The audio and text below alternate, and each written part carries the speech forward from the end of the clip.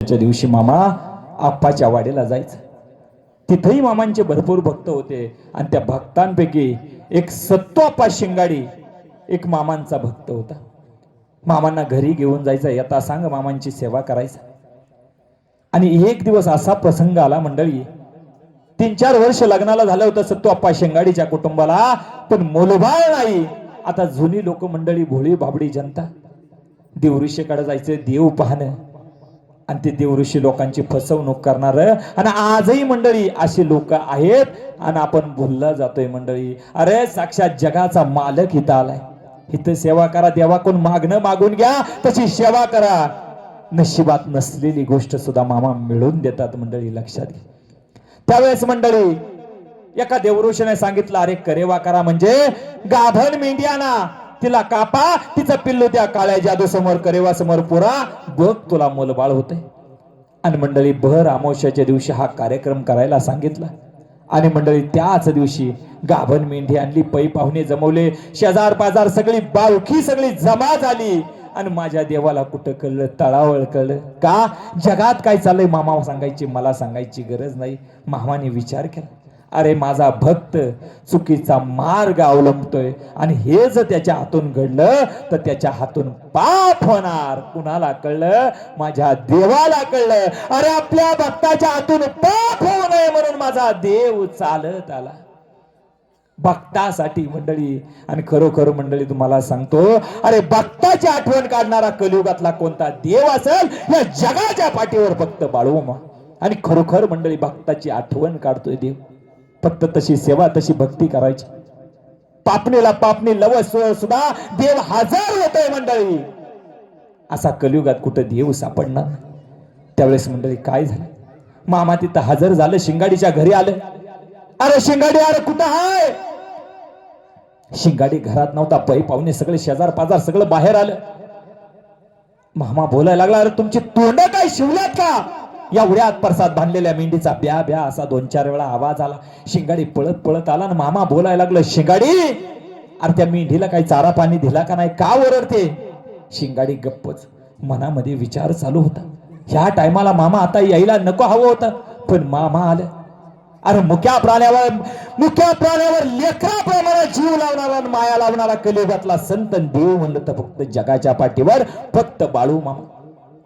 आता काय करायचं? मामा बोलत होता, कोण बोलाय तयार नव्हता. भावकीतला एक माणूस समोर आला आणि सांगितलं, मामा अहो मुलबाळ नाही म्हणून एका देवऋषाने सांगितलं, एक करेवा करा, गाभण मेंढी कापा, ते त्याचं पिल्लू तिथं पुरा आणि बघ तुला मुलबाळ होईल. त्यावेळेस मामांनी सांगितलं, अरे शिंगाडी, अरे दुसऱ्याचं मूल पुरून, दुसऱ्याचा अंत करून, दुसऱ्याचा जीव घेऊन तुला मुलबाळ होणार आहे का? अरे रांडाच्या पाप लागल. आणि मामांच्या रागाची कल्पना या शिंगाडीला होती. बोलल ते सत्य, बोलल ते सत्य होणार. त्यावेळेस शिंगाडीनं काय केलं, मामांच्या चरणावर मस्तक ठेवलं, ढसा ढसा रडायला लागला. मामांच्या रागाची कल्पना होती मंडळी. ढसा ढसा रडायला लागला. मामा हा कार्यक्रम रद्द करतो. सगळ्या पै पाहुण्याला हात जोडलं, सगळ्यांना घरी पाठवलं. शेजार पाजार सगळे भावकी सगळी घरी गेली. मामा निघून गेलं कुठं, त्याच आप्पाच्या वाडी गावामध्ये मामाने मुक्काम केला. सकाळ सकाळ मामा बकऱ्याकडे निघालं आणि या शिंगाडीला निरोप पाठवला, भेटाई. जसा शिंगाडीला निरोप कळाला, शिंगाडी पळत पळत मंडळी मामांच्याकडे भेटायला आला. मामा निघालं होतं बकऱ्याकडे आणि मामा आणि हा शिंगाडी चालत चालत बोलत बोलत गावाच्या बाहेर निघाला. मामाला निरोप देण्यासाठी आलेला होता. गावाबाहेर मामा आणि शिंगाडी आलं. समोर मोठं आंब्याचं झाड होतं. मामाने काय केलं, त्या समोरच्या आंब्याच्या झाडाला साक्ष ठेवली आणि मामाने सांगितलं, अरे शिंगाडी, अरे आंब्याच्या झाडाच्या साक्षीनं तुला सांगतोय, तुला एकच नाही 5 मुलं होतील आणि पुढच्याच वर्षी तुझ्या घरामध्ये पाळणा हलल. माझ्या देवाचा शब्द आज तागायत कुणाचा कधी खोटा ठरला नाही. मामांचं प्रत्येक भाकीत होतंय. फाल्गुन वद्य एकादशीच्या दुसऱ्या दिवशी मामांच्या भंडाऱ्या उत्सव आजही जगाचं भाकीत सत्यात उतरवतंय. एवढी ताकद माझ्या बाळू मामांची. आणि मंडळी पुढच्या वर्षी मुलगा झाला. अरे 5 मुलं झाली. आणि ज्यावेळेस आप्पाच्या वाडीची यात्रा असते त्यावेळेस मामांचा नैवेद्य या शाच शिंगाडीच्या घरामध्ये होतो.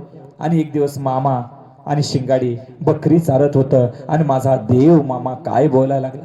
शिंगाडी, अरे तू सेवा करतोय, तू सेवा करतोय, पण मी समाधी घेतल्यानंतर पुढं तुझ्या घराची 40 वर्ष राखण करीन.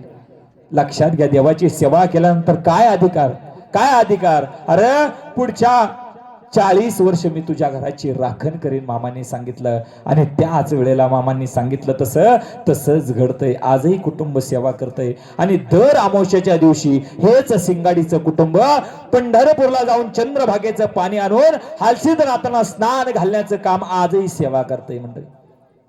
काय मामा नशिबात नसलेली गोष्ट मामा मिळून देतात, सांगता येत नाही मंडळी. बोला बोला बडो मंचाला म्हणा.